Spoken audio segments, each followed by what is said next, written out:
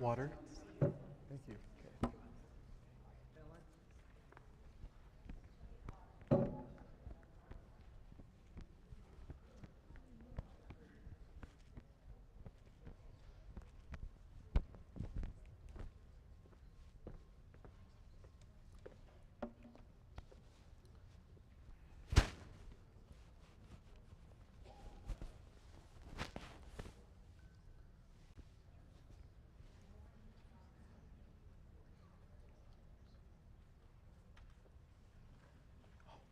You don't have an extra one, do you? Extra water? Yeah. If not, that's fine. Do you have water? You guys have water? I'm all set. You're all set? Thanks. Oh,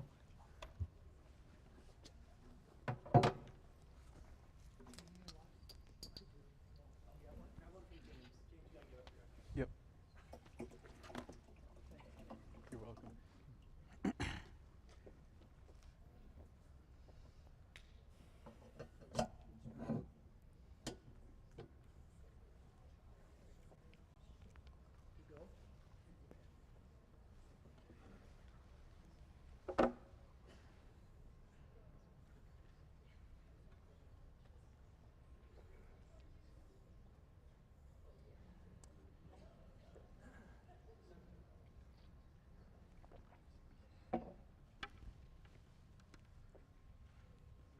Okay. Greetings and good evening, everyone. Welcome to our... Can't hear me? There we go. Okay, we're hot, as they say. Welcome to this first and only Meet the Candidate Night here for District 6 of the Salt Lake City Council. And we're excited to meet the candidates. We have 3 distinguished candidates here, and we'll soon have an opportunity to hear their views. The League of Women Voters has asked me to point out that where we sit in our district, our city, and this valley is the home of indigenous peoples, and I guess most notably the Ute tribe. And I'm sure many of us are University of Utah alumni or supporters, so go Utes. We want to thank Highland High School for hosting this evening. And we want to especially thank the League of Women Voters, which has done such a tremendous amount of work to facilitate this. And especially Helen Moser and Tina Hose, who have just been spending countless hours organizing this and making it a very worthwhile evening for all of us. Tina Hose is an experienced moderator of these kinds of events, and she's going to be the moderator this evening and in control of the questioning and responses. And the League of Women Voters, I think right here on the front row are our timers. So they're going to be watching closely that we stick to the rules and that we all have a great experience. I'll be back at the end of the presentations and just to close things up for the evening, but thanks again. And Tina, I turn it over to you. Thanks, Kimball.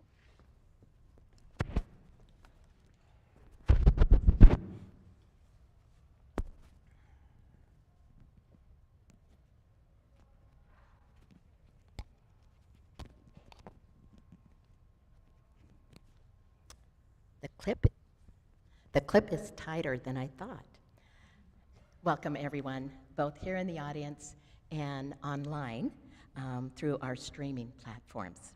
I am Tina Hose with the League of Women Voters, and I will serve, as Kimball said, the moderator of tonight's Salt Lake City Council District 6 Candidate Forum.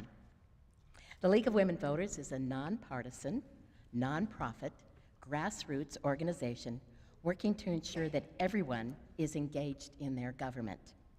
We do this through voter registration, of course, what you saw out front, advocacy, and education through forums like this. We do this at the local, state, and national levels. Our goal tonight is to conduct this event with dignity and respect. Hence, we have some ground rules that were followed by the League and the community councils in setting up this forum, and will be followed by the League, the audience, community council members, and the candidates during the forum. A little bit about the questions.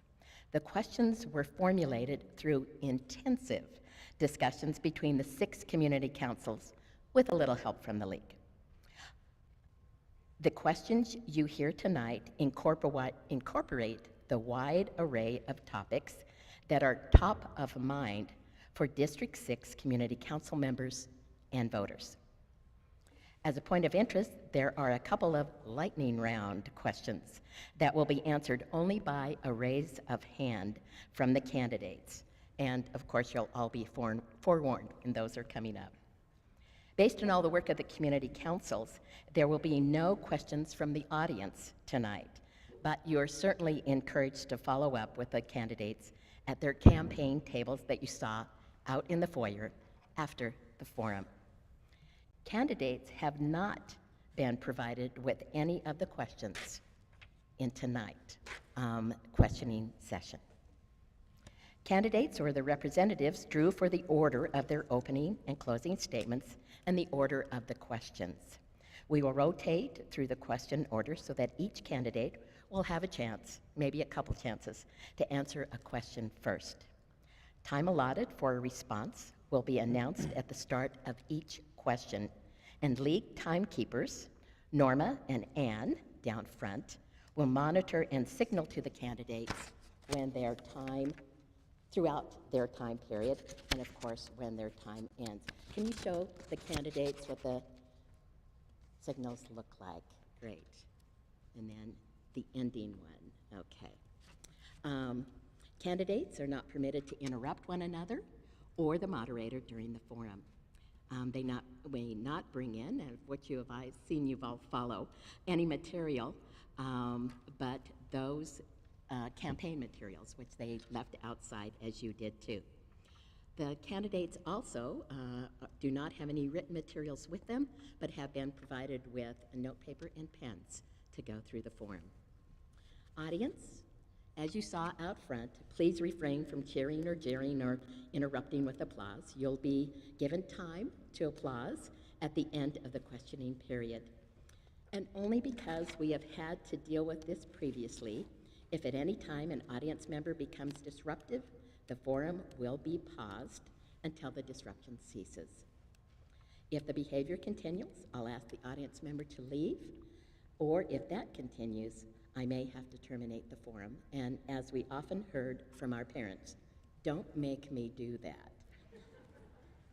Audience, please make sure your cell phones are silenced now. Candidates, please make sure your cell phones are silenced now as well. Those that are participating virtually are asked to remain muted during the forum. Use the chat or Q&A with questions. And the agenda for tonight will proceed as close as possible to the handout that was provided to you. Let's get started. We will start with opening statements. The draw for opening statements with Mr. Alfandre will be first, followed by Mr. Semnani, and then with Mr. Dugan giving the third opening statement. So Mr. Alfandre, how will your qualifications and professional training benefit District 6 residents in representing them on the City Council?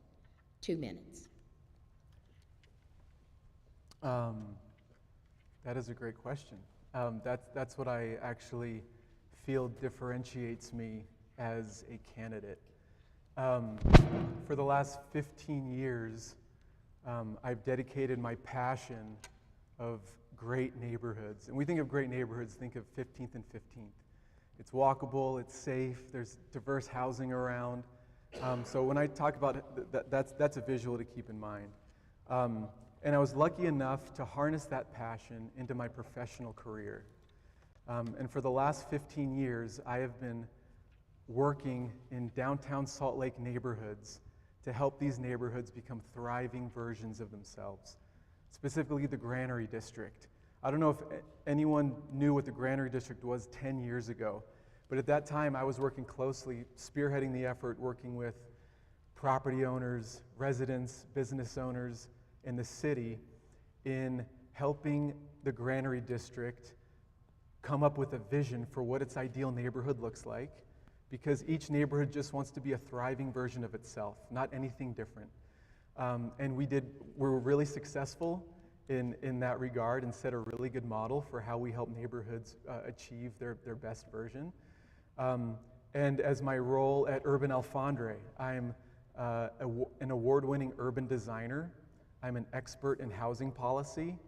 I'm an economic development expert, and I have a track record of 15 years of making real change in our city. And it's time for me now to be the leader for District 6, to make District 6 its best version. Now, downtown is different than District 6, but a lot of things are similar. All we want is the best version of the neighborhood in which we live. And I have the experience and expertise of 15 years of doing that. Thank you. Mr. Semnani, you're next, please. Opening statement. Thank you to League of Women Voters for hosting this event where you've come to get to know us and hopefully honor your vote by making a decision that is informed by policy. My name is Taymour Semnani. I'm a father, I'm a husband, I'm a lawyer, and I love college basketball. I'm the only candidate on this stage who was born and raised here. I'm also the only candidate on this stage who's lived most of my life here, save for school. In that time, I've lived in places like Seattle, I've lived in Oklahoma, I've lived in New Hampshire, I've visited places like Brazil, and we're facing, as a growing city, some choices that are imminent around police, parks, roads. And one of the most imminent decisions that we're facing, and that's evading most voters, but that is consuming most of the city council's time, is density. Now, we're going to talk about density, and I believe that my view is very distinct from the other candidates on this position. But when we talk about density, please keep in mind, and all the other issues, please keep in mind it's not an either or. It's why are you in favor of density in this situation? Why are you not in favor of it in this situation? And what are the policies that are driving it? Thank you. Thank you. Mr. Dugan, opening statement, please. Good evening. Thank you for joining us this evening. It's a pleasure to be here and an honor. Tina, thank you for moderating. Absolutely. Community Council chairs, thank you for orchestrating this event. No easy task. And I also need to thank the other candidates for stepping up in this democratic process. I'm Councilmember Dan Dugan, 20-year Navy veteran, manufacturing background, lacrosse coach, and in my free time, you're going to see me on the trails. The motivation to take this job was a desire to take care of our people and our planet. In January 2020, I took office. In October of 2020, I left the private sector to devote full-time to city council needs. Over the past 4 years, I'm pretty proud of some of the accomplishments we made, and a couple of them are on the safety side of the house, on the people side of the house. Public safety is number one. We increased police pay. We gave them a bonus of $8,000 last year, and we've diversified our response to take critical needs of the city. This last 2 years, in District 6, we were able to appropriate funds that were not on the mayor's budget for 2 traffic calming initiatives. One on Sunnyside at about 1400 East, right near the East High School football field. The other one at Foothill and 2500 East in Blaine, going into Beacon Heights Elementary School. On the environmental side, we restricted industrial water use. And then we also have gave bus passes for K through 12 kids, teachers, staff, and 1 parent. I'm proud of these accomplishments, and I look forward to tonight. Thank you very much. Thank you. The order of questions are Mr. Semnani will go first, Mr. Alfandre will go second, and Mr. Dugan will go third on this first question, and then we'll rotate through the questions after that. So, Mr. Semnani, what do you see as the top 3 issues facing Salt Lake City and the impact on District 6, and how would you address them? As someone who's lived here for 40 years, my whole life, as someone who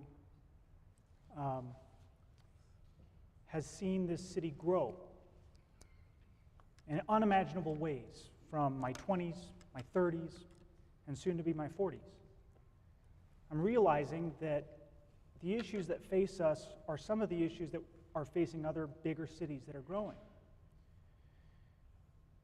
I plan on staying here my whole life. I plan on retiring here. I plan on my children going to school here. And I plan on them getting married here and staying right close near me and having grandchildren. For that to happen, we're going to have to think really hard about homelessness, about policing, and about density. We're going to get into that, and I'm going to keep harping on density, because that's something that if we don't do it right,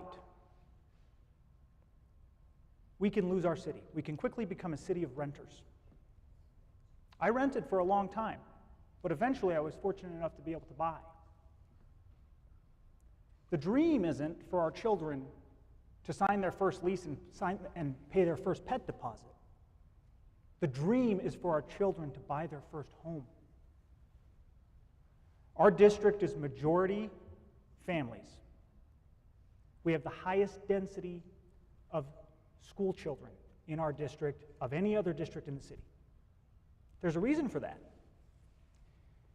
There's also a reason why our district is fortunate enough that none of our schools are on the chopping block. But for those districts that are, we need to get into action and stop it from happening. It's not either or. I am for density, but we're going to talk about how. Thank you. Mr. Alfandre, top 3 issues, and how would you address them? Yes, top 3 issues. I got to be honest, I misunderstood the first question. That was not my opening statement. So I will get to my opening statement at some point when I have a rebuttal period. First debate here. Salt Lake is, up until 5 years ago, Salt Lake has been this wonderful little hidden gem we weren't facing the issues we're facing now. But that's changed. Our growth is exploding, and for good reason, and it can be exciting. Our economy is humming. It's access to the outdoors. We're attracting better jobs. Our state's doing a great job of doing that. But it's how we handle that in a way that allows our city to grow thoughtfully and gracefully. Growth is good.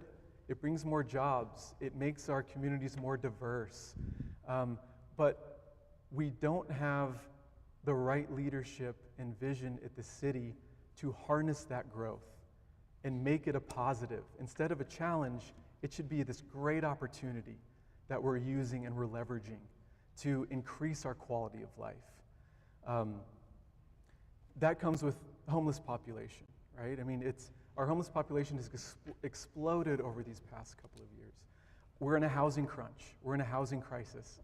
We are surrounded by natural barriers. We can't just keep building out and building out. We have to know how to build and provide more diverse, attainable housing that's well-designed, that's thoughtfully located, and that's contextually sensitive. So we can keep the character of our neighborhoods, but still providing opportunity for everyone to live and put roots down where they are. We need places for police officers to live and for teachers to live in our communities. Thank you, Mr. Alfandre. Mr. Dugan, top 3 issues? Thank you for the question. Yes. On the top 3 issues, and I'll take them a little step by step here, back to my opening statement. Big issues in this city and this district right now are taking care of our people. And for me, and then also dovetails right into taking care of our planet. We have an air quality and water quality issue. It's on the forefront of everybody's mind. It was one of the first reasons why I ran in 2020. We got to tackle that, and that's not just a West Side, that's a District 6 issue, because that affects our health, that affects our mental health and our physical health, and our quality of life here in the city. Take that, dovetail that right into traffic. Traffic along Foothill. Again, I ran working on Foothill traffic, working with UDOT, working with UTA, working with the university on how we can control that. A couple years of a slowdown, we still got to press hard on that. We got to increase our bus frequencies on Foothill traffic, and we got to look at multimodal transportation across the board. We're looking at a track station going into Research Park, so we can go from Research Park to the airport without having to stop. Having a bus transition station there. Traffic, and then third, housing. Housing is across the board. Not only District 6, but across the board. We don't have enough affordable housing. We need more housing choices. We either have single-family homes or we have apartments. We need more choices there. So those are the three big issues we're working on. And with that housing side of the house, that goes from the unsheltered to those who can afford pretty much anything. We got to take care of our people with those three issues. Air quality, water is, I call that the environmental side of the house, traffic, and our housing. Join me in the conversation. Just have a robust conversation about it and discussion on this issue, and we'll move forward. Thank you. Thank you. The next question will first be answered by Mr. Alfandre, then Mr. Dugan, and then Mr. Semnani. What is your proposed solution to the growing crisis in Salt Lake City of people experiencing homelessness and its attendant consequences, illegal camping in public parks and on city streets, property crime, drug use, mental health issues? Your approach. Yes, the homeless situation is it's exploding. We don't have enough housing. We don't have enough resources. The fact that we have so many people experiencing homelessness, we're failing as a society. It's a very complex issue, but it's not just a Salt Lake issue. It's a regional issue. Those experiencing homelessness come from all over the state, and what we've been doing hasn't been working. And so we need to have leadership at our city who understands housing policy, who understands how to attract more jobs, how to increase our tax base, how to so we can provide more mental health solutions, and providing more stability for those experiencing homelessness. Illegal camping is an issue in our city.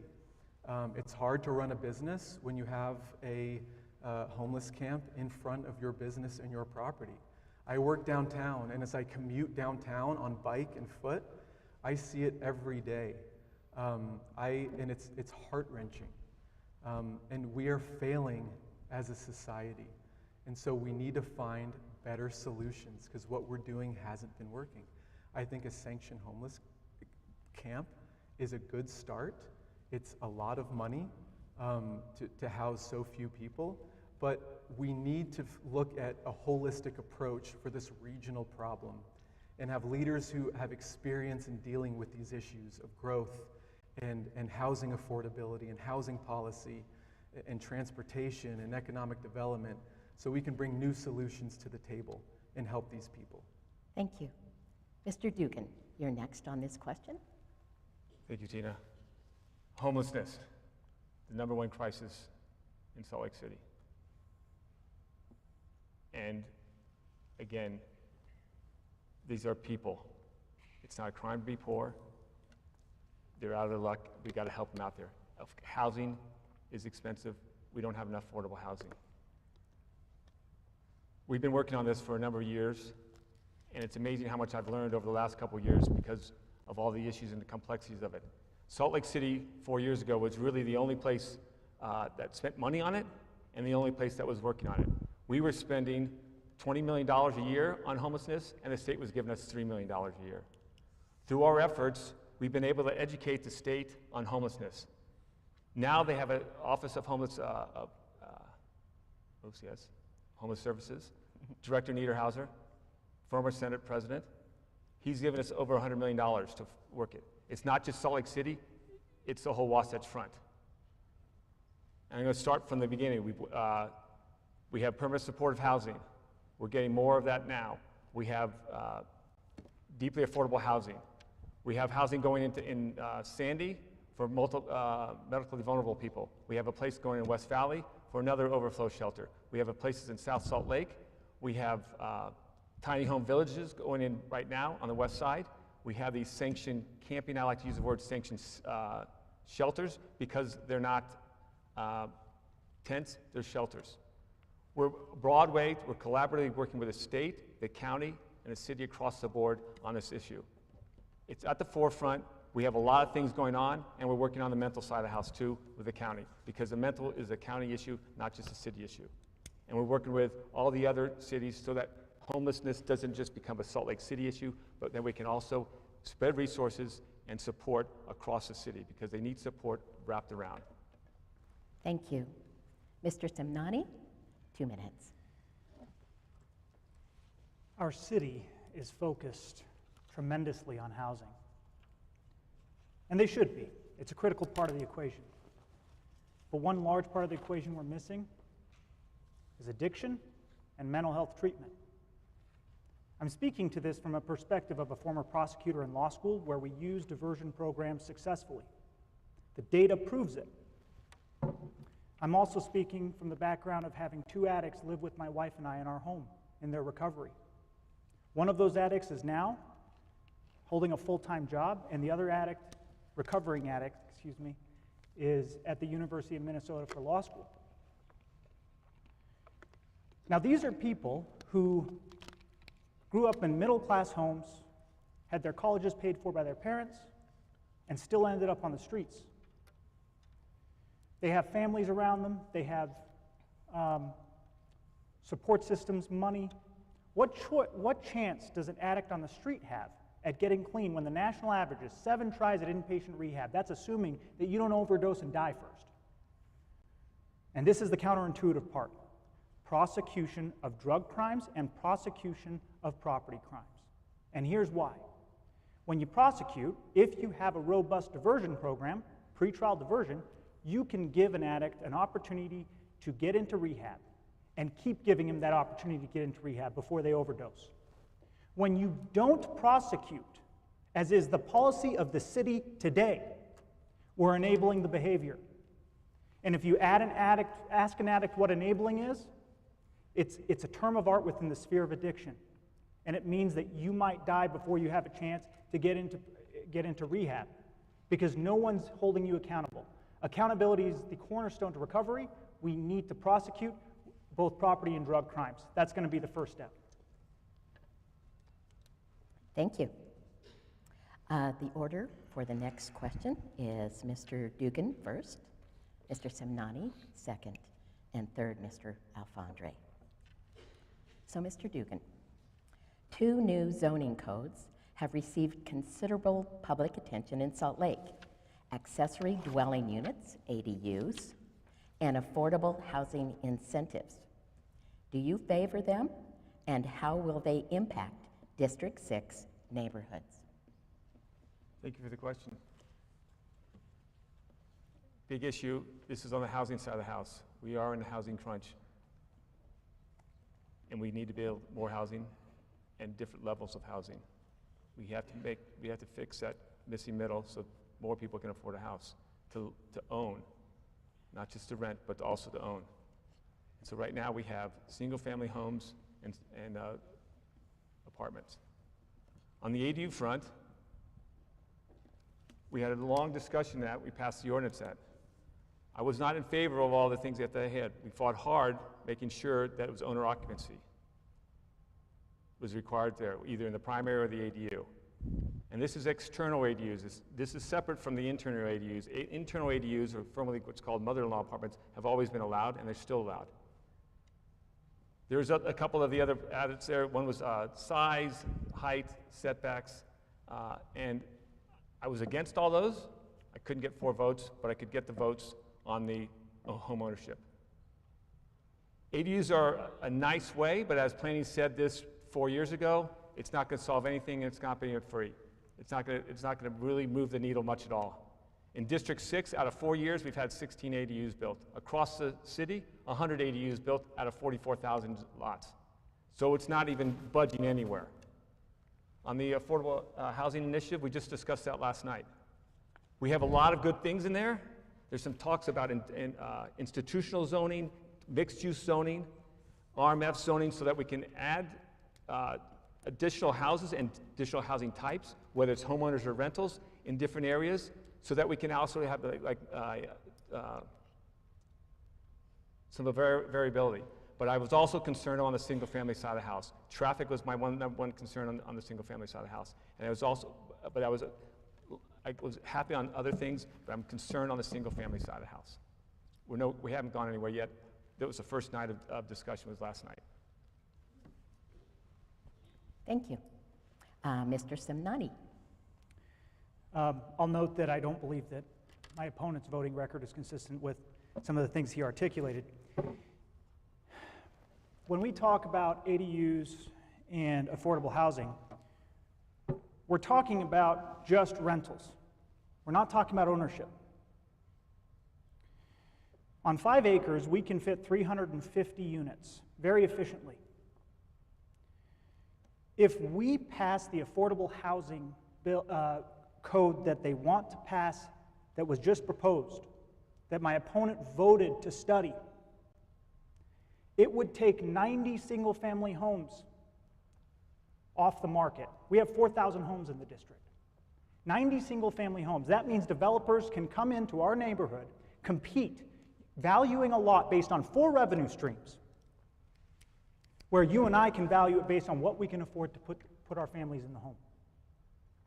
It's not a question of, do we want to live closer to other people? It's a question of, do we value homeownership as a way to build wealth? We should build density. We need more rental supply. But we don't need to cannibalize single-family homes to do it. We built 15,000 units in the valley over the last 4 years, and it was not on the backs of single-family homes. It was because we built efficiently. So I am in favor of ADUs to complement an owner's income. I'm in favor of ADUs in the context of families who may have a special needs child or a special needs parent. And I am in favor of more density, where we can build it efficiently. But we have to be awfully careful. The City Council is revisiting the ADU issue in 2 years, and it happens to fall right between election cycles. So we have to be careful to protect the owner occupancy requirement. Thank you. Mr. Alfandre, the zoning codes. Yes, thank you. I am a big fan of ADUs. I appreciate the owner occupancy requirement. What I love about ADUs is that it's a way to bring gentle density into neighborhoods. But it has to be done right. There has to be some design standards around it. But it has to be done easily as well. So there's a balance that has to be hit, because we want to incentivize ADUs that are done right and that are owner occupied. Because we need everyone in District 6 who wants to live in District 6 to stay in District 6. If there's a widow who can't live by herself anymore, does she have to move out of District 6 because there's nowhere else for her to live because she needs help? No, an ADU provides an opportunity for that. I can see using an ADU for my kids who are just getting started and who need a place to live. I can see ADUs for teachers and for police officers and for community service providers who want to live in our neighborhood but can't find housing. It can be done right without compromising the character of our neighborhood. This is my professional experience as a housing policy expert and as an urban designer and a housing provider. Affordable housing incentive. There is no reason we should be talking about tearing down single-family homes in District 6 because there's so much more density to be had downtown.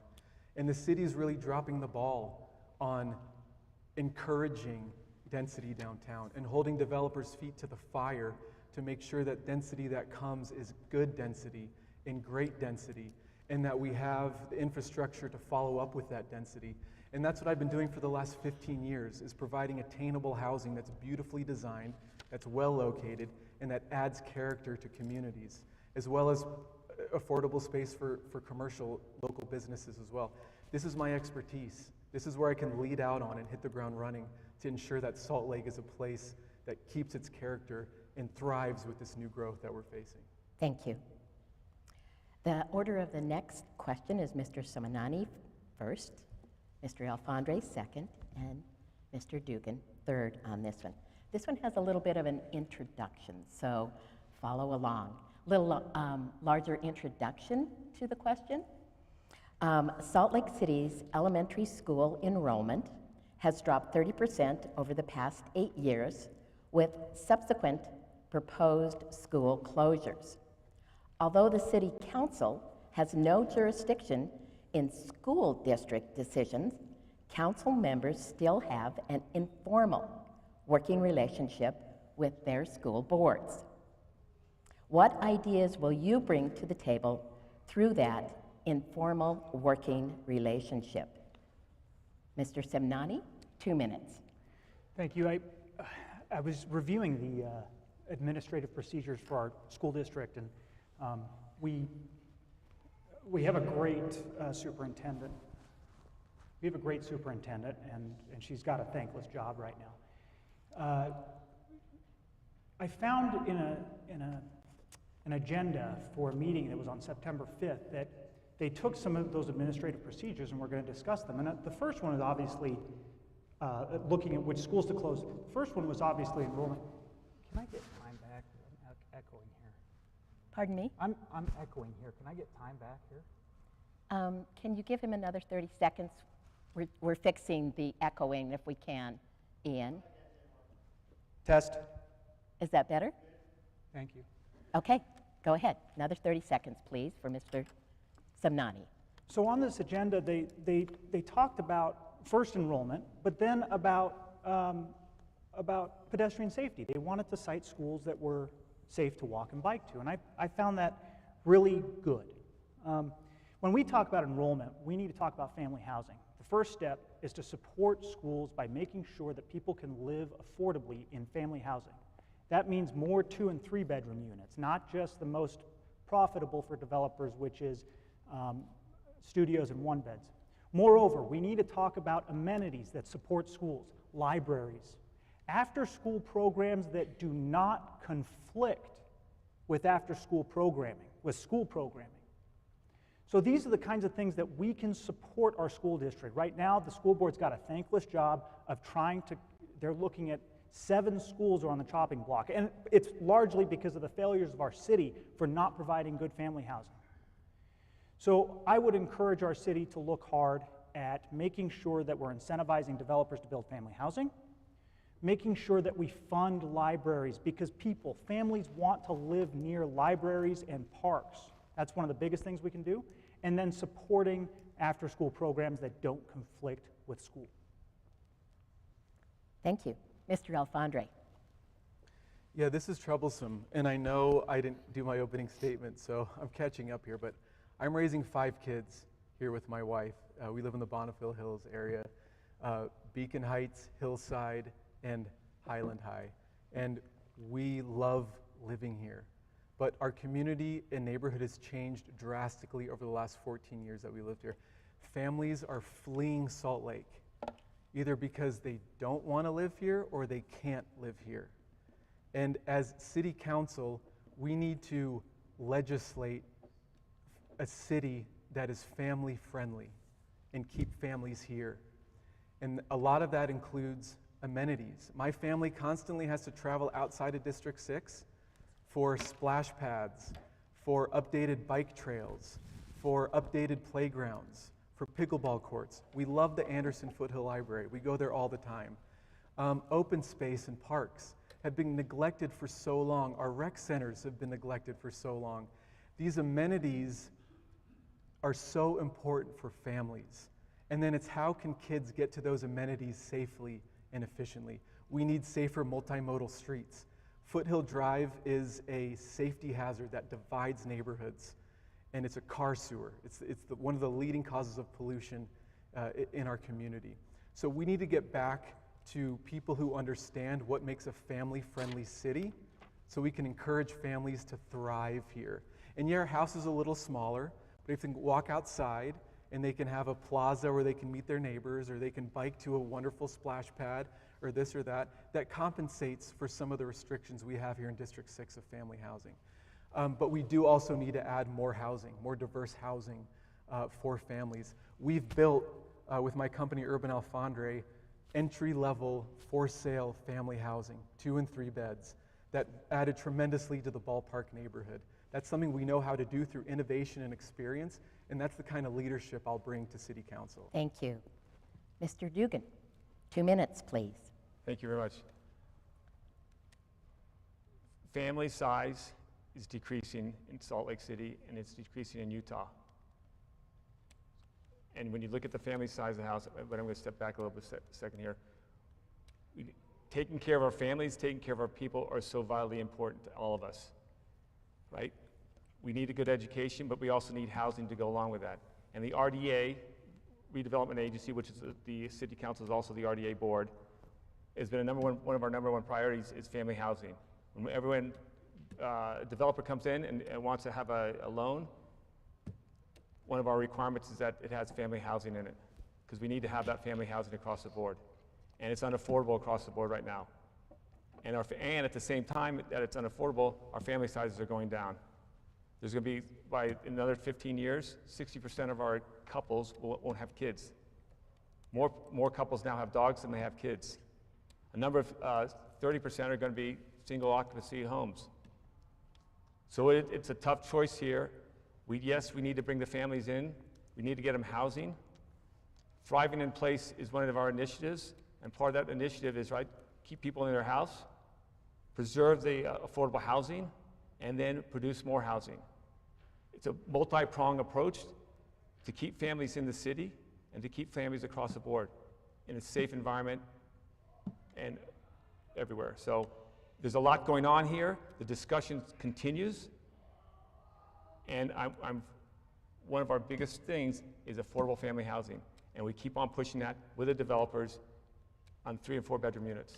So work with me on the discussions. So thank you very much. Thank you. On the next question, the lineup is Mr. Alfandre, Mr. Dugan, and then Mr. Semnani. In the last 4 years, Salt Lake City's annual budget has grown about 35% and included a 4.5 tax increase. Do these increases appropriately reflect the challenges that the city has faced in this period? Would you propose increases or decreases to specific areas of the city budget, and why? Mr. Alfandre, 2 minutes. I'm never in favor of raising taxes. As a housing provider, we pay an enormous amount of fees in impact fees and plan review fees, let alone property taxes. So there are more creative ways of finding ways to increase our tax revenue so we can increase our services and our amenities. The Fleet Block has sat vacant for 15 years. It's a 10-acre block downtown. The Depot District downtown has sat vacant for years. The city doesn't act on it. There's so much more tax revenue we can be generating by having leadership that understands how to promote good density. And when we provide good density, we increase our tax base. The amount of density done in a multi-story structure downtown near mass transit creates so much more tax revenue than a strip mall. And we're dropping the ball at our city of incentivizing development where it should happen, where we can increase our tax base, pay for the new services that are coming along, and then using that money that we're generating to put towards amenities and services that augment that density we're bringing in. There's a creative way to find a solution to improve our buying power and our amenities without having to raise taxes. We just need leadership at the city who solves these problems in the real world and has a real world experience doing these. And that's what I've done for the last 15 years. I've provided housing that's beautifully designed for families and everyone in between, while increasing the tax revenue of the city and improving neighborhoods at the same time that are contextually sensitive. It's that kind of leadership we need from real world experience to help figure out our problems we're facing in the city. Thank you. Mr. Dugan. Well, since I was one who approved it, one of the 7 who approved it, so I think we did a good job on the budget. And I say that, I'm being a little facetious here, but I'm serious. A major portion of this budget is taking care of our people, and that's the people who take care of us. We've given raises to our police officers, we've given raises to our firefighters, we've given raises to our social workers who take care of the homeless and the unsheltered and those with mental crises on the city streets. We're listening to the residents who want these services. Services are also being more impacted. Our parks are 40% more used than they were 4 years ago. That requires more money. That requires more infrastructure. Our unemployment rate is near 0, which puts pressure on us to increase in pay. 2 years ago, we couldn't hire anybody to take care of our lawns in the parks. We had to give them a $4 pay raise just so we'd get people to cut the lawn there. So pay is a big infrastructure costs are high. I bet you there's going to be a question about infrastructure and streets. That's going to take another bond, which is someone's going to have to pay for that. That's going to be us. So the city is growing. Yes, our tax base is growing. There's a lot of cranes going on downtown, so we're growing big time. Our sales tax revenues were 150% over 2019, the largest increase in any city in the United States. So our tax base is going up, but our needs and our desires to take care of our people is also going up. So it's a good balance there, and I think we're spending our money wisely. We also have a nice fund balance, which allows our bond rating to be the top bond rating, so when we do go out to the bond market for money, we can go at the lowest interest rates. So these are all big factors going on here. It's not a simple answer of we're going to cut this and we're going to build more houses, because the sky rates, the sky towers are up and moving into Salt Lake City. So we are building. Thank you. Thank you. Mr. Semnani? I just want to quickly address raises to the police. We waited until we lost a sixth of our police force before we voted in a raise for the police department. I imagine we're going to hit that further. Increases or decreases, whether I would increase or decrease taxes. I'm not going to commit that I won't increase or decrease taxes. What I will tell you is that during my opponent's tenure, our budget has inflated by 35%. In this city, we pay 1/3 or $500 more per person on average than any peer city in the state. And that includes Park City. I'm wondering what we're getting for our dollar. Are we getting better streets? Are we getting better parks? Are we getting better schools, libraries, police? Are we addressing homelessness? Do you have to look through a 400-page budget to see the results? No, you don't.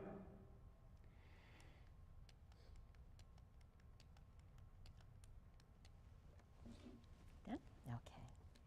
Here's an example of one of our lightning round questions. We ask the question and ask for a raise of hands. Note which hands are raised, because you'll want to talk to the candidates after, I'm sure, in the foyer about their thoughts or response to these particular questions. Salt Lake City's housing boom, with 34,000 new units and 600 more on the way, has changed the city's character. Raise your hand if you believe that the effects of these changes have been, on balance, positive. Could you repeat that again? Raise your hand if you believe the effects of these changes, the 34,000 new units and 6,000 more on the way, have been, on balance, a positive thing. Thank you. Raise your hand if your vision for District 6 includes encouraging the same dense development that has occurred in Sugar House or Central City. In District 6? Or throughout Yes, the city? the vision for District 6. Oh, I see. The same kind of density that we've seen in those other areas in the city. Do your vision for District 6 look like that? Okay, thank you. All right, next question. The order will be Mr. Dugan, Mr. Semnani, and then Mr. Alfandre. A defining characteristic of District 6 are our foothills, parks, and open spaces. As Salt Lake City grows, as you have pointed out, these resources will be in greater demand. What is your assessment of current maintenance and oversight of these spaces, and what else needs to be done? Mr. Dugan, 2 minutes. All right. Open space is vital for our health and our well-being. And we experienced that since 2020 and the pandemic. We all wanted to go outside. We needed to go outside. And we have loved our parks to death. And we saw an increase across the board. And so we have our trails plan to increase the trails, multi-uses on the trails. We had some hiccups there, but we're going to continue on that one. And that's across the board. That's starting right with a new trailhead across from the zoo. We also have the new trail just off of Scenic Drive up towards Lakeline. But we're also, but also over the last couple of years, our deferred maintenance on taking care of these parks has increased, and we need to fix that problem. Our sprinkler systems on our parks is bad, which then that hurts our health of our parks, and then that also impacts us. So we got to find a solution to that. Last year, we had a $14 million surplus or a deferred maintenance cost for our infrastructure and parks across the city. Over $1 million for our parks in District 6. I told the Parks Department we got to find a solution because we can't have our sprinkler systems and our maintenance costs continuously go down because we'll never get out of a hole to get them fixed and get them right. So we got to continuously take care of them. We had a bond funding. We got bond money to add funding to help Sunnyside and Donner Park, give them some infrastructure improvements, work with the community on what we want in those parks, and move from there. So I'm pleased to say we're using our parks, and we love our parks, but we have a lot of work there to continue working on them, and I would love to have you part of that discussion on what we want to do in these parks. So thank you. Thank you. Mr. Semnani, please. 2 minutes. I remember growing up playing in these parks. 8 of the most beautiful in our district, 8 of the most beautiful in the city. And yes, to my opponent, we do have deferred maintenance. Yet we're still considering changing our parks. We're considering changing the parks that we can't maintain right now. Miller Park, Donner Park, I lived across the street. My wife and I go to Miller Park all the time. I used to live across the street from Donner Park. Donner Park should remain a memorial to the Donner Party. We don't have to rethink it, we have to maintain it. Our foothills, the plan that my opponent is touting, devastated the foothills. My son loves watching a skid steer, but I don't want a skid steer going through our foothills tearing them up. That should never happen. We should maintain. We're talking about adding infrastructure and amenities when we can't maintain the existing amenities. Does that make sense?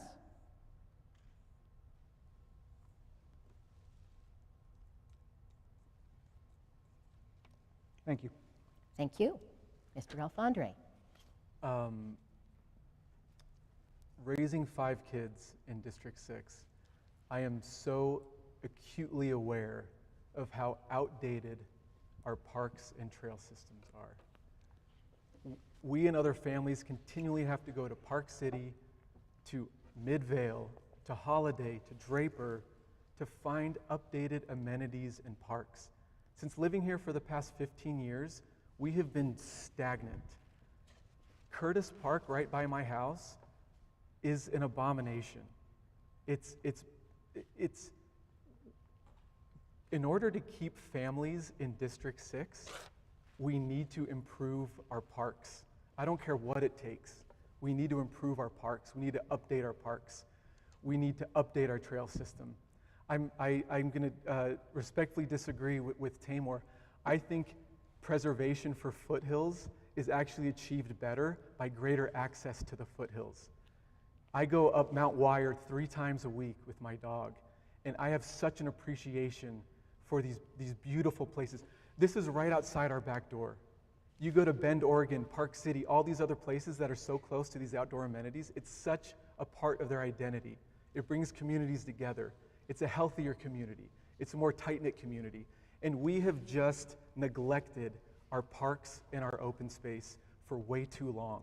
And in order for District 6 to become the thriving version of itself and the best version of itself, we have to update our parks. We have to have a splash pad.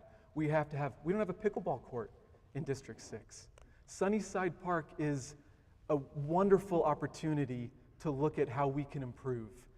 There's so many things we can do. I'm passionate about a lot of things. Parks and trails are one of them. Just quickly, as an anecdote, mountain biking is the largest attended sport in Utah now. Highland and East have the lowest attended teams. Thank you. Compared to Draper and Time other is up. places that have invested in parks. We need to do the same here. The next question, the lineup is Mr. Semnani first, Mr. Alfandre second, and Mr. Dugan. And we've heard this already alluded to. What are District 6's greatest road and transportation needs? Your answer could include any of the following community council's concerns: road maintenance, busy thoroughfares like Foothill Boulevard, traffic, bike and pedestrian lanes, road safety, and mass transportation needs. Mr. Semnani, 2 minutes. Thank you. Our most driven road is actually state-owned. But we can do things to improve the infrastructure on that road. This is one of the few areas that Mr. Alfandre and I agree. We need complete streets. We need to look at every single street individually and its unique characteristics and needs, whether that be bike lanes, whether that be crosswalks, whether that be stop signs. We need to unshackle our traffic engineer and let him work. I'm also very concerned, I continue to be concerned, that we're talking about adding infrastructure when we can't maintain the existing infrastructure. I'm talking about potholes. $12 million was diverted from the from a budget for homelessness, from infrastructure to homelessness. I don't have a problem with the cause. I agree with the cause. But I disagree with why it was done and how. It wasn't done because we voted in that budget and we didn't know about homelessness and we forgot to address it because it just cropped up. It happened because we're running into an election cycle and we're trying to scramble to address a major problem that's on voters' minds. That's not the way to govern.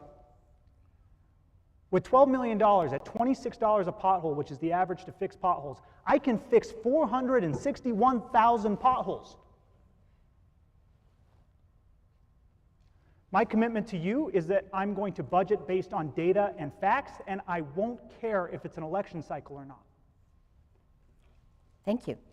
Mr. Alfandre, 2 minutes. Could you repeat the question? What are District 6's greatest road and transportation needs? Do you want the list? Yes. Okay. The community council's concerns are road maintenance, busy thoroughfares like Foothill Boulevard, traffic, bike and pedestrian lanes, road safety, and mass transportation needs. 2 minutes. Yes, thank you.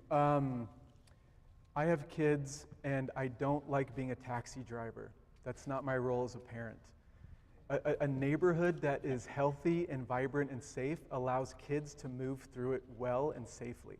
So all my kids walk or bike to school or take the 21 UTA bus to school. And Do I think it's the safest? Am I worried that my kids have to navigate these streets to get there? Yeah. We need a comprehensive plan, street network for our district. And we need to be able to promote all modes of transportation. So our resident doesn't have to become 16 years old to finally have freedom. Okay, our neighborhood is compact enough. We have a grid system that's beautiful. We need to look at a holistic approach for how we create better, more efficient streets for all modes of transportation. I'm very passionate about that. Failing infrastructure. We need to increase tax base downtown. We have blocks sitting vacant. We need to incentivize more economic development there. We're losing high-paying jobs to Lehigh. Salt Lake needs some more leadership with real-world experience to increase tax base downtown so we can have updated services here in other neighborhoods surrounding downtown. Complete streets and bike and pedestrian infrastructure. Again, it comes down to a comprehensive approach. Anyone should be able to move through our neighborhood freely and safely, no matter who they are or how they do it. Foothill Drive has divided our neighborhood for too long. I don't let my kid cross Foothill to go see his friend.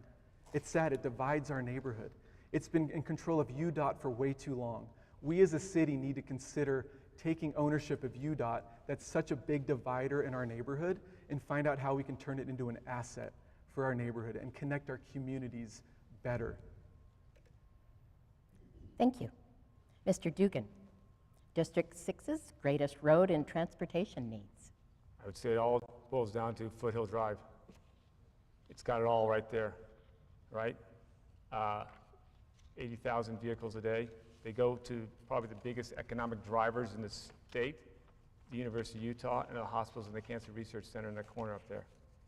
You got one way in, basically maybe two ways in, and it's a mess. I've been working with UDOT, I've been working with UTA, WFRC on how we can change that. Public transportation works in that area, taking care of our people and trying to reduce that one cost that's a burden to our families is transportation. How do we do that with more frequency on buses side of the house? But it's not city can't do that alone. We have to work with the state and other agencies to do that. What have we done so far? What did we do this past year? We got bus passes for kids, K through 12 kids, free bus passes, and one parent in the family. They can start using that. We increase the frequency there, then it reduces some of our maintenance costs. Yes, infrastructure's, I will say, bottom line, yes, we got to figure that one out. We got to start paying for it, and we got to start fixing it. And we are doing that, and we just started this past year on a way we've got grant money to do the missing middle there. We have a short season to do that, but we're fighting hard on the outside of the house. Bike lanes, yes, we got to have safe bike lanes. We got to have multimodal. We got to allow kids and people to travel any way they want, and they got to be able to cross Foothill. I've been pushing to get a bridge across Foothill from basically the old Red Robin into the Foothill Village. They tell me it's $8 million, but boy, would that be nice to have? So then we can walk and get across Foothill safely, and now we don't have to make those what we call being a taxi driver for our kids. So that's taking care of our people, and at the same time, we're going to be taking care of our planet by reducing the traffic on that Foothill, which is the biggest problem right now. And that's a big focus for me, and it's been a focus for me for 4 years. Thank you. The next question is kind of a hybrid. One lightning round question for a raise of hands, and then followed by a regular question where you'll have 2 minutes to respond. Small standalone retail buildings are being leveled to make way for high-rise apartments. Consequently, small businesses are seeing their commercial space evaporate. Raise your hand if you believe that zoning code amendments are necessary to address the preservation of small businesses. Zoning code amendments are necessary to address the preservation of small businesses. That's the lightning round, or is that? That's the lightning round. Raise your hand. So we're doing that now? Yes. Okay. Lightning round, first question, raise your hand if you believe that zoning code amendments are necessary to address the preservation of small businesses. Yeah, we're doing it. That's in work now. Be careful there, Mr. Semnani. Okay, follow up to that question. And the round will go Mr. Alfandre, Mr. Dugan, and then Mr. Semnani. Please elaborate on your response and offer other policies that could help small businesses. Mr. Alfandre. Yes, I love this question.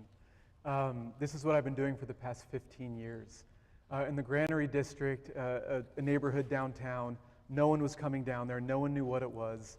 We worked with the neighborhood, and I spearheaded a project called Granary Row, where we rehabbed shipping containers into affordable local commercial space. And we took over the middle of the street. We had a neighborhood plaza, the first gathering space in the neighborhood, beer garden, stage, and it was catalytic for the neighborhood. It was also catalytic for these local businesses. They were so successful because they had such small overhead, we charged them minimal rent to do it. They were able to be successful, and they moved into brick and mortar shops in the neighborhood. But a lot of times they don't have control of their own destiny because they rent, right? So we need to find ways, not just through zoning, we need to find ways to incentivize and help business owners control their destiny by owning their real estate. And we also provide in our buildings, where it's appropriate, on retail streets, ground floor retail. In one of our projects down in Central 9th, steps from the track stop, we have 3 retail spots reserved for local businesses. We had to level a building, a single-use building with a large parking lot, but we were able to provide units and build back even more commercial space. So it's not one or the other, preserving a single-story retail building. Retail can fit in ground floor of larger buildings, and we need to incentivize that because that's what makes healthy, interesting, walkable streets. And that's what we want. You go to 9th and 9th and 15th and 15th and Immigration Market. You have these wonderful local retail, and it's so nice and interesting to walk because the scale is great and there's vibrancy there. So I'm a local business owner myself. So local businesses are the soul of our community. Thank you. Mr. Dugan. Thank you. Great question, and a lot of things are going on in this environment. And the city just did a trip to Pittsburgh to see how they handle this issue. Again, if we can take care of that small business owner who lives in the area, we can reduce his stresses, and we can keep him here in the city also.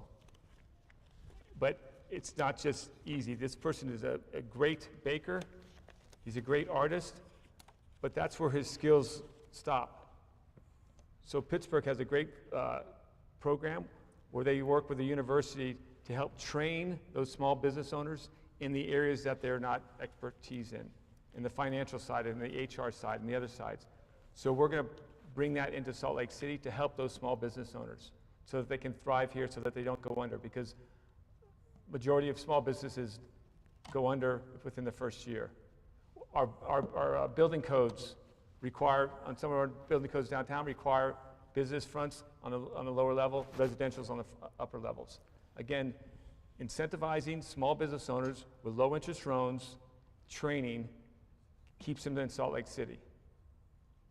We have that in work now, and we're pushing it hard because, again, from the redevelopment agency, the board that we sit on as the council members, is focused on making sure we have women and minority-owned businesses that thrive in our city because it's healthy for our city across the board.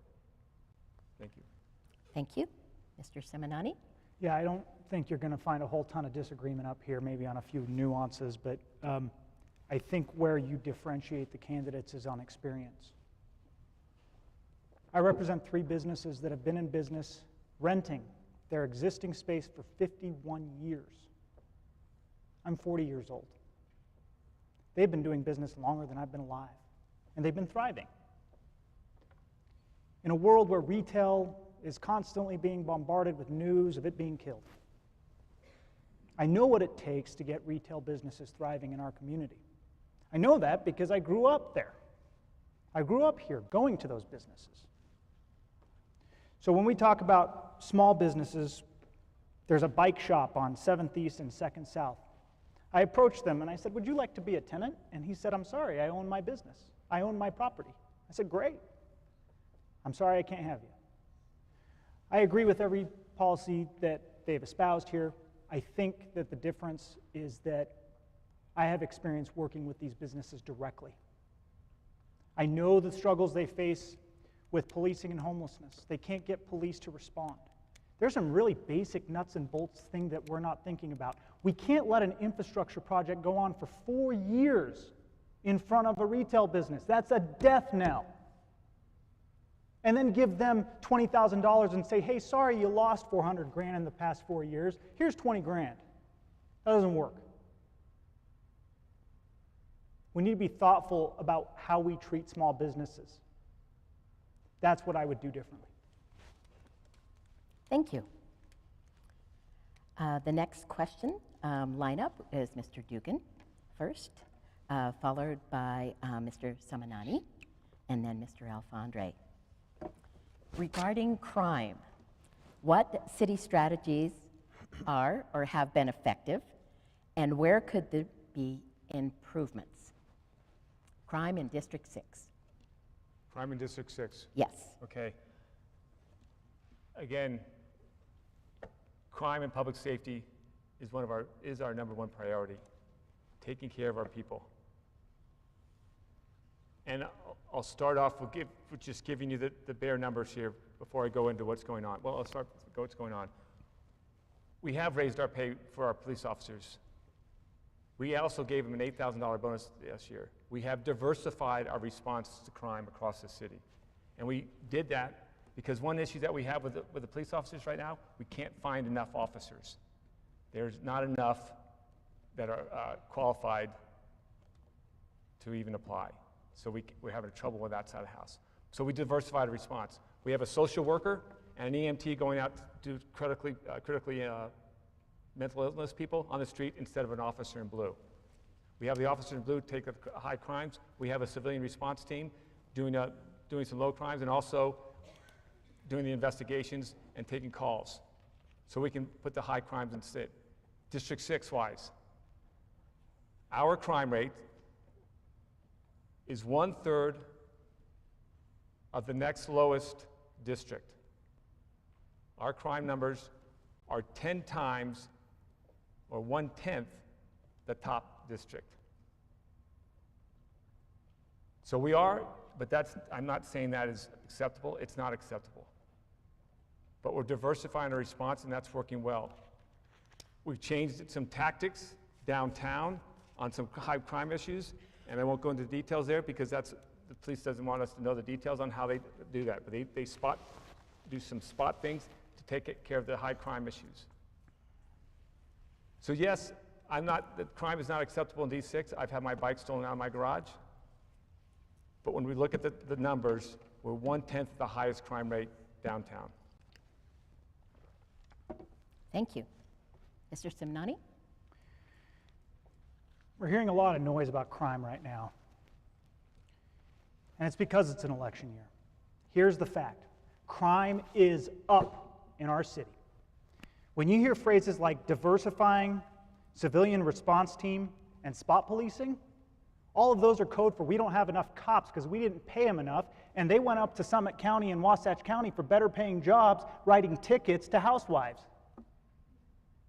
The reason we can't find good cops is because they don't want to come back. They got better paying jobs, they got a taste of the good life. So of course they don't want to come back. We have, full staff is 600 officers in our department. I know this because I'm on the Salt Lake Police Foundation board.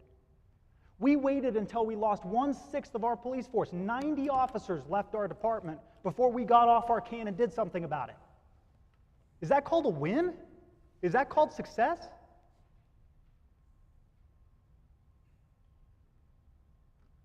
Crime is a function of enough police, and petty property crime is a function of addiction. When we don't prosecute, there are justice court judges that refuse to prosecute addicts because they think they're being compassionate. Complacency is discompassionate. Prosecution is compassion. We cannot enable users by not prosecuting petty crimes. We need to prosecute it. And I'm speaking with firsthand experience on addiction.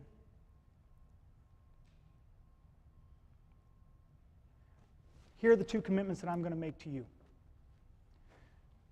I'm going to decide my vote on a police budget based on data and facts, not on who's yelling the loudest at the moment. Number two, We will finally get a substation on Foothill Drive for police. It's not hard. It's a desk, a microwave, and a parking spot. That's all it takes. Let's get it done. Thank you. Mr. Alfandre, hold your applause, please. Please don't. The rules don't call for that. Yeah,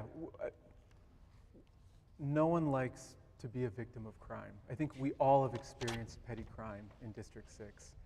I know there are also some burglaries that have happened recently. A friend of mine living off Sunnyside walked into someone burglarizing her house. No one wants to experience that or do that. We need to keep being vigilant. We need to keep locking our stuff up and looking out for each other. But we're clearly understaffed and underserved for our police force. Downtown, I've had a number of experiences with properties that we've owned where police just can't make it in time. They have too many other things that they're doing. And so it comes down to one of the foundations of a safe, healthy city is safety. And so we need to take that seriously, and we need to ensure that we are incentivizing people to join our police force and train them well in a way that they're not stretched too thin and that we can get a handle on crime that is plaguing our city. But to reiterate, we are lucky here in District 6. I mean, downtown, it is a different world when it comes to crime, a lot of violent crime. And that's where a lot of the resources are going to, and rightfully so. We just need more police officers to handle all the issues we're facing and create more law and order in our city so stuff like that doesn't get away as easily as it has been, because we know that the response time might be slow, or that there are many other crimes going on that police have their attention on. So yeah, it's just a pragmatic approach to increasing our police force and ensuring that we can be as safe as possible. Okay. Thank you. We have one more question, and then we have time for rebuttal and clarification for the candidates as well. And then we'll go to closing statements. The next round will start with Mr. Semnani, then Mr. Alfandre, and Mr. Dugan. Sorry, to clarify, is this where the rebuttal? No, not yet. But the rebuttal period is the time where I can do the Yes. opening statement? Okay. Correct. Thank you. Mr. Semnani, by nearly every metric, land mass, employee workforce, student body, and estimated weekday traffic, the University of Utah has a sizable impact on District 6 and has announced plans to grow even bigger. How will you approach your relationship with the University of Utah?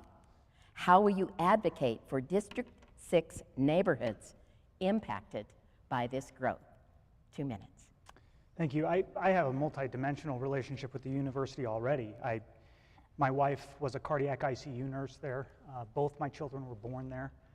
I go to the football games, and it's growing just like our city is, and it should be growing. And the city doesn't have any jurisdiction over what the university does because it's a state entity. However, I have personal relationships with people who make decisions at the university. I've known many of the Board of Trustees long before they were on the Board of Trustees. I know President Randall. I know John Creer. And even though we don't have any governmental jurisdiction, we do still advocate for our stakeholders. And as the university grows, which I want to see it grow, I will lead our district in conversations with the university to make sure that the university hears our concerns, that the university understands its impact on our constituents. No one's being shy here. It's about a baseball field. And if they want to build it, they probably will. But I will do everything I can to make sure our voices are heard and loud. I admire all the leadership at the university because I know them. And when you want to convince someone, you go in there with a pre-existing relationship. Thank you. Mr. Alfandre? Is the rebuttal period after this question? Yes. Thank you. Yeah, a couple thoughts on the University of Utah. First of all, there's so much land up there that the idea that they need more land is, I'm not quite so sure that's necessary. We just need to look at how to use land more efficiently. A lot of the University of Utah was built and designed decades ago when zoning was separated and it was sprawled, and there is enough land up at the University of Utah to do everything that they need to do on their property. I would love to see the University of Utah lean into creating more of a village up there. They have tremendous research park, tremendous jobs, but everyone has to commute there. We need to have a serious conversation with the U on a growth strategy and how that looks and how that works. As a business owner, I execute large-scale projects every day. I solve complex issues every day with a wide range of stakeholders. And this is experience I've had for 15 years. Nothing about that is daunting to me. I have a history and experience of doing it. And it's just using creative problem solving and good relationships and negotiations to figure out a solution that works for everyone. And I know that can be the outcome. But we need a leader who has experience doing that can advocate for District 6 and also understand what the U's needs are and find the right balance there in a creative way. Thank you. Mr. Dugan? Thank you. The university, along with the hospitals and the cancer research, biggest economic drivers in the state. And yes, the university is a state entity, so they have a lot of power because they're the state entity in that case. So the growth of the university is fine, and I'm actually applaud them for wanting to put more housing on the university, because when you put housing on the university, there's fewer kids driving to the university every day. They're staying there, and they can actually then live there without a car. So that does help us in some traffic side of the house. So that does help and that can also help our neighborhoods. We also have an issue, the university also has an issue with trying to find professors who can afford to live in the area. So that housing crunch is right on. It's not just a baseball field, it's also Research Park. And I've been having conversations with the university for the last 4 years after they came out with a pretty abysmal Research Park plan on how they were going to grow and they were just going to mess up whole Research Park. Along with the community, we had a number of conversations with them. They changed leadership. I developed a relationship with the new leadership. I've built relationship with the state president or the university president on how we can make sure that we have smart growth in Research Park with a transmodal hub, with that tracks line going in here, with a bus transport, so that we can get to that bus transportation and then we can get to the airport and other places. So we can increase that public transportation there. We're working with the university on, they're looking at giving us $3 million to enhance Sugar House Park for those pickleball courts. Maybe a trail, maybe an access across Foothill Drive, whether it's with a tunnel or a bridge on the university. I'm developing that relationship, and I have that relationship right now with the university. Thank you, Mr. Dugan. This next session you'll find on your agenda as a rebuttal or time to clarify. Each of the candidates will have 2 minutes, starting with Mr. Alfandre. Yes, okay, thank you. Back to your opening statement. I'm going to do my opening statement now that I botched at the beginning.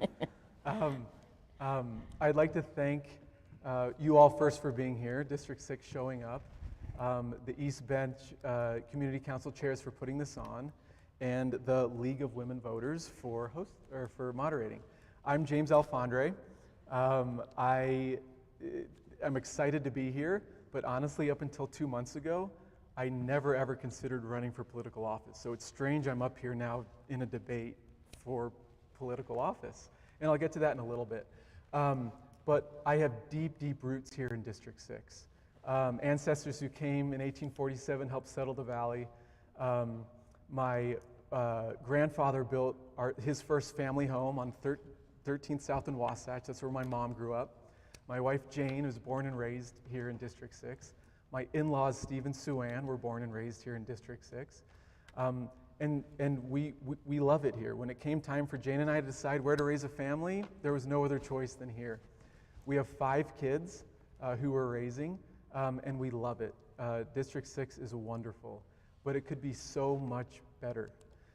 And 2 months ago, when a couple residents from District 6 nudged me and said, hey, you should run for office, it dawned on me, I actually should. And the reason is because I'm highly qualified. For the last 15 years, I have been solving issues to make our city better. I'm an award-winning urban designer. I'm a housing policy expert. I'm an economic development professional. And I'm an overall neighborhood enthusiast. I'm passionate about great neighborhoods. In raising my 5 kids here, it's time for me, it dawned on me that I need to use that expertise and experience and serve my community of District 6. Now, downtown is a lot different than District 6. Neighborhoods only want to be thriving versions of themselves. And so I'm running because my qualifications differentiate me as a candidate. Okay, thank you, and you can continue that in your closing statement. Wonderful. Mr. Dugan, any points of clarification or rebuttal? For some reason, I thought you could go right to your closing statement. I was like, no, you can't do that. That is separate from your closing statement. I was ready to roll. I know you were. Right. 2 minutes, Mr. Dugan, please. Thank you very much.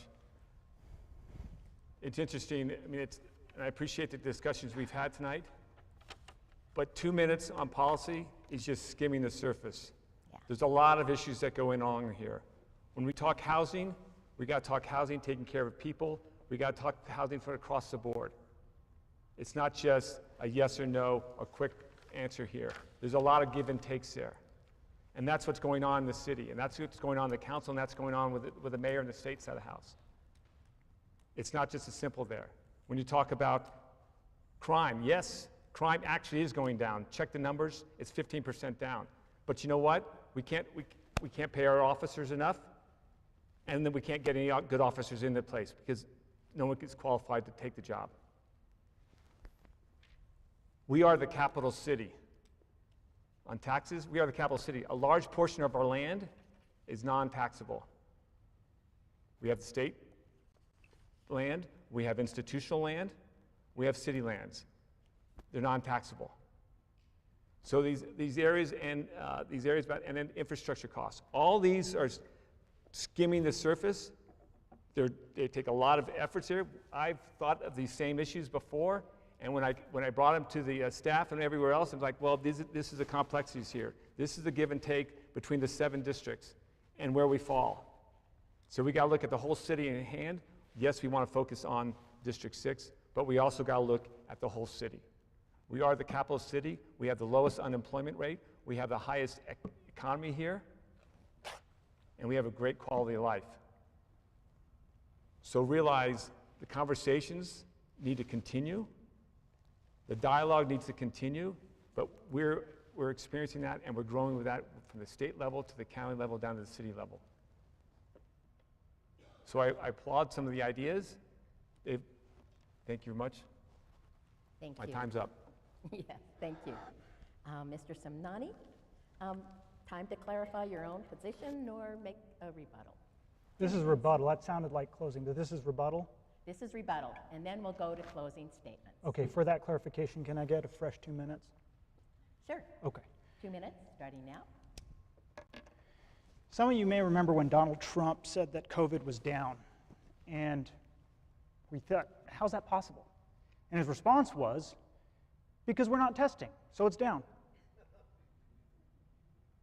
That's the same rationale my opponent is using to say that crime is down. Yeah, the crime that we're responding to is down, because we don't have enough officers to respond to all the calls. So crime is not down. The data is clear. It's time to stop manipulating the data and misreading it and reading this section, but not this section. Crime is up.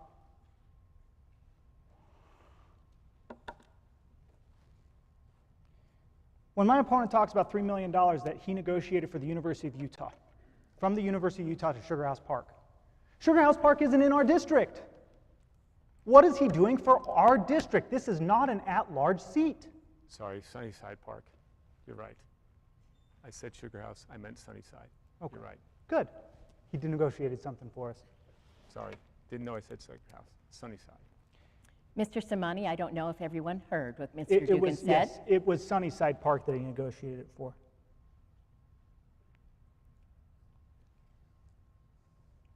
I disagreed that a bridge across Foothill is going to make pedestrian traffic safer. I actually think, because my friend James sat me down and educated me on the issue, I actually think that a bridge across Foothill is going to make pedestrian traffic more unsafe. And there's some very elaborate architectural reasons for that. I'd like to get into that, have a conversation with me about it. I'm skeptical that the U has enough land. The U needs 8,000 beds. We can't just look at the U and say, don't build out. If we want to be careful about development around our district, we also have to find a way to get them what they need. It has to be a win-win. And saying that, I'll leave it at there. Thank you. Before we go to the candidate closing statements, let's have them take a moment to step back, have a sip of water, while we applaud them this evening.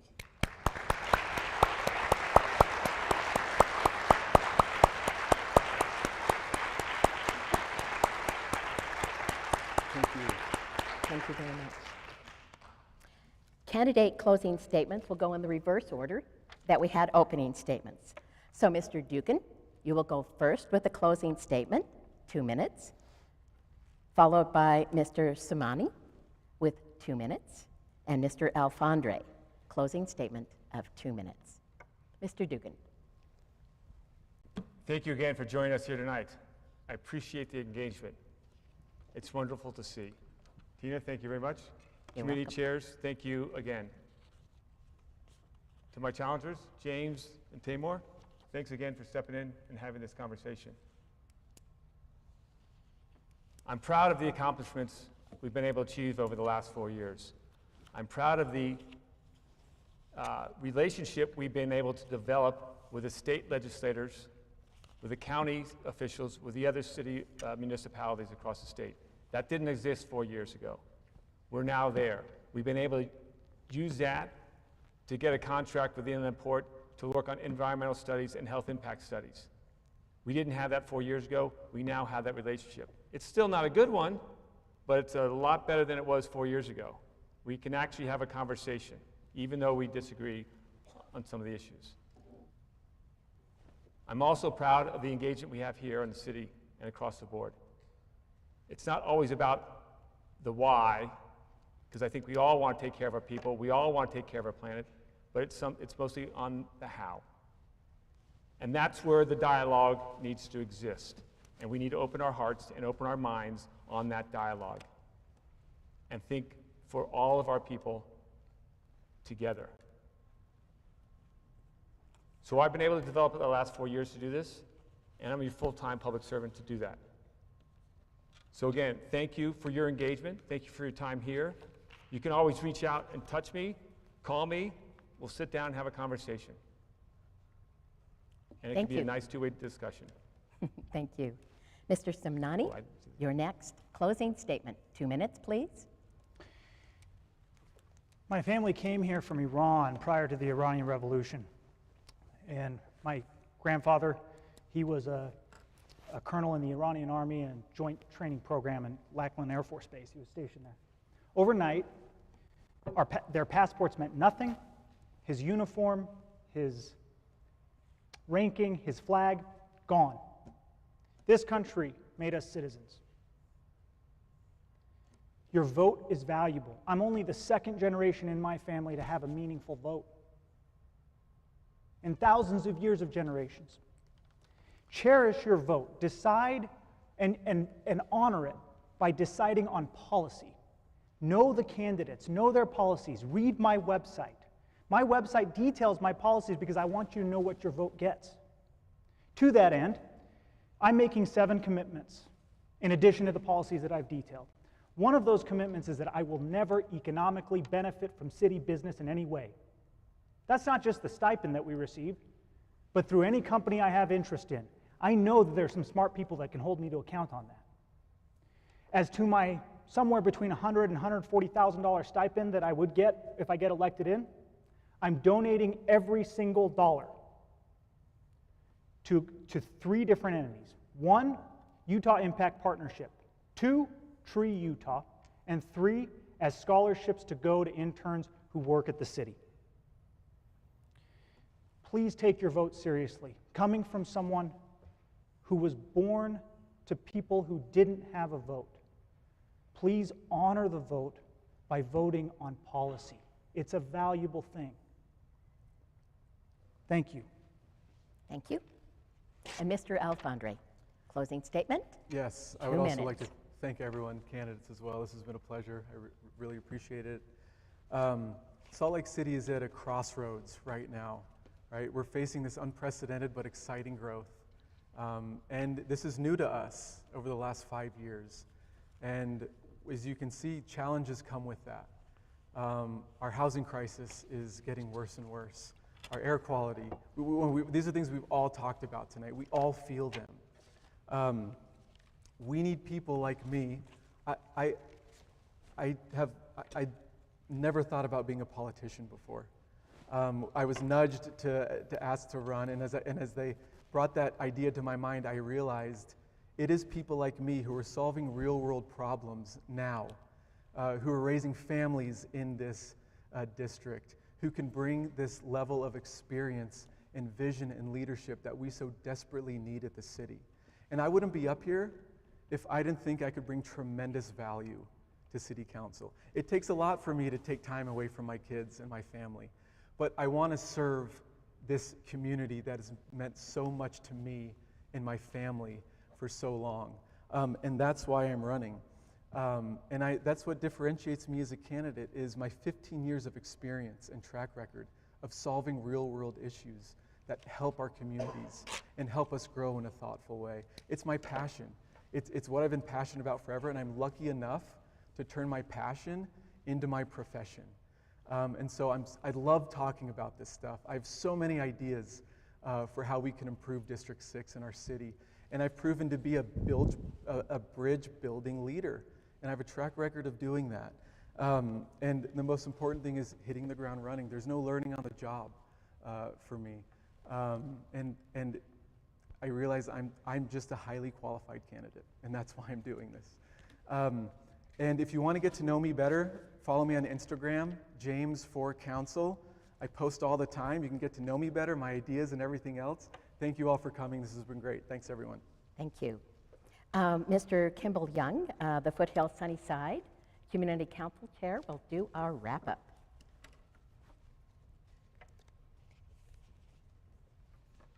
Let's give Tina a hand for moderating. Let's see.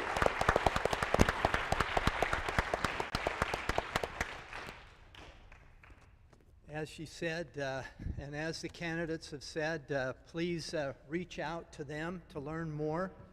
And the League of Women Voters has a great website.